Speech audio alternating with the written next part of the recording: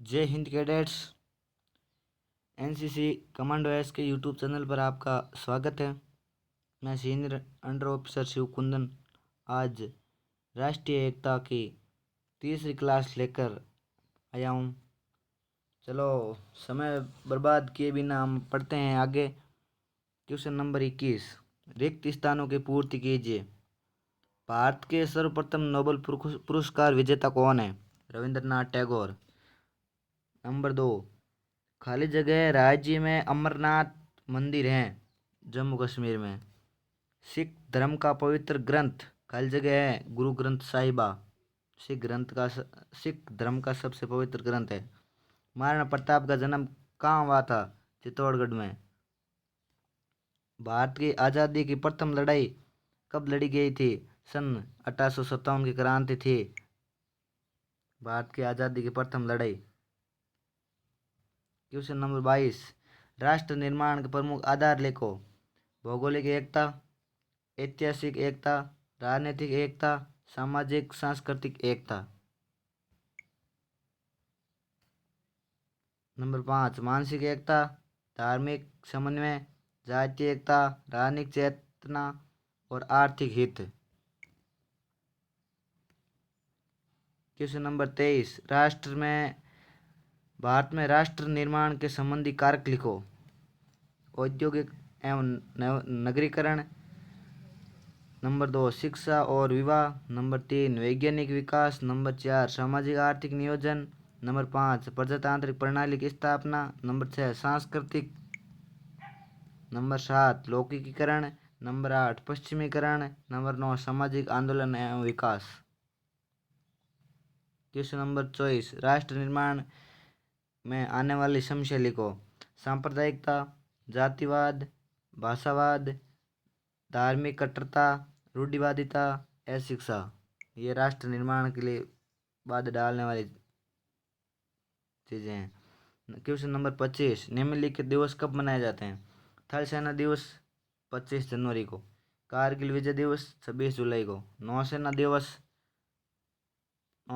4 दिसंबर को। और वायुसेना दिवस 8 अक्टूबर को। और भारतीय संविधान दिवस 26 नवंबर को। क्वेश्चन नंबर 26, राष्ट्र निर्माण और राष्ट्रीय एकता में आने वाली बाधाओं के उन्मूलन के लिए क्या क्या करना चाहिए? राष्ट्र निर्माण और राष्ट्रीय एकता में जो बाधा आती है उसको निवारण करने के लिए हमें क्या क्या करना चाहिए? शिक्षा की प्रणाली में सुधार होना चाहिए। विद्यार्थियों को धर्मनिरपेक्षता, सहिष्णुता और परस्पर सम्मान करने की शिक्षा दी जानी चाहिए। नंबर 2, निरक्षरता को शीघ्र समाप्त किया जाना चाहिए। नंबर 3, आर्थिक असमानता को यथासंभव कम किया जाना चाहिए। नंबर 4, राजनीतिक दलों के धर्म के आधार पर नहीं बनाए जाए।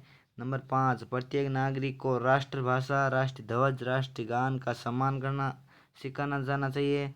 नंबर 6, प्रत्येक नागरिक को राष्ट्रीय ध्वज, राष्ट्रीय उत्सव में भाग लेना चाहिए व अन्य लोगों को भी इसके लिए प्रेरित करना चाहिए।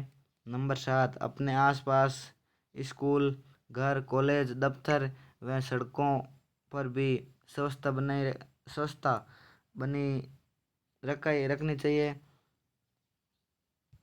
नंबर 8, आदर्श नागरिक की भावना का विकास करना चाहिए। नंबर 9, सामाजिक समानता लाने का प्रयास करना चाहिए। नंबर 10, राष्ट्रीय एकता से संबंधित कार्यक्रमों व शिविरों का आयोजन करना चाहिए।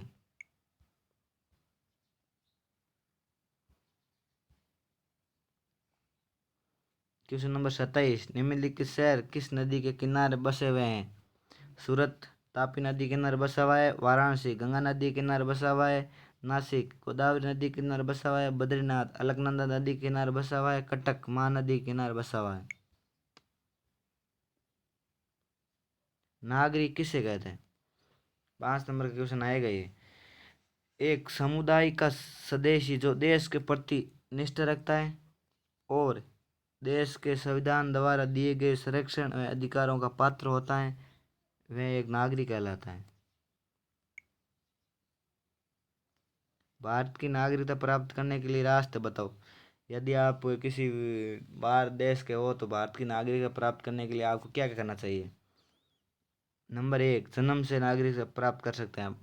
भारतवर्ष में जन्म लेने वाले सभी व्यक्ति भारतीय कहलाते हैं। नंबर 2, वंश से विदेश में रहने वाले भारतीय नागरिकों की संतान भी भारतीय कहलाते हैं। नंबर 3, आप्रवास से 1947 के विभाजन के समय पाकिस्तान से आए आप्रवासी भारतीय कहलाते हैं। पंजीकरण से 5 वर्ष या अधिक अवधि से भारत में रह रहे पंजीकृत व्यक्ति भारतीय कहलाते हैं। और नंबर 5, राष्ट्रीयता से यदि कोई व्यक्ति भारतीय नागरिकता के लिए आवेदन करता है और कुछ निश्चित शर्तों को पूरा करता है, जैसे कि भारत सरकार में आवास, किसी राज्य द्वारा नियुक्ति, भूमि की खरीद अथवा किसी भारतीय नागरिक से विवाह, भारत सरकार द्वारा इसका आशय का प्रमाण पत्र प्रदान करने के उपरांत उसे भारतीय नागरिकता प्रदान की जाती है। क्वेश्चन नंबर 30, भारत की राजभाषा हिंदी, राष्ट्रीय कैलेंडर शाका कैलेंडर, राष्ट्रीय मिठाई जलेबी और राष्ट्र ग्रंथ गीत, राष्ट्रीय नदी गंगा, राष्ट्रीय विरासत पशु हाथी, राष्ट्र मंत्र ओम। क्वेश्चन नंबर 31, भारत में बोले जाने वाले किन 5 भाषाओं के नाम लिखो। हिंदी, मराठी, तमिल, गुजराती, पंजाबी और तेलुगु। प्रमुख समाधि स्थल में संबंधी व्यक्तियों के नाम लिखो। अटल बिहारी वाजपेयी का समाधि स्थल स्मृति स्थल, शंकर दयाल शर्मा का समाधि स्थल है क्रम भूमि, KR नारायण का समाधि स्थल है उदय भूमि। नंबर 4, ज्ञानी जैल सिंह का समाधि स्थल है एकता स्थल।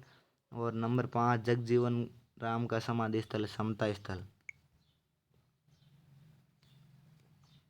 क्वेश्चन नंबर 33, निम्नलिखित राज्यों की राजधानी लिखो। अरुणाचल प्रदेश की ईटानगर है, झारखंड रांची है और नागालैंड कोहिमा और त्रिपुरा की अगरतला है और पश्चिम बंगाल कोलकाता है। चलो, all the best, thank you. पढ़ाई करिया करो और पढ़ाई के बिना कुछ नहीं होने वाला है।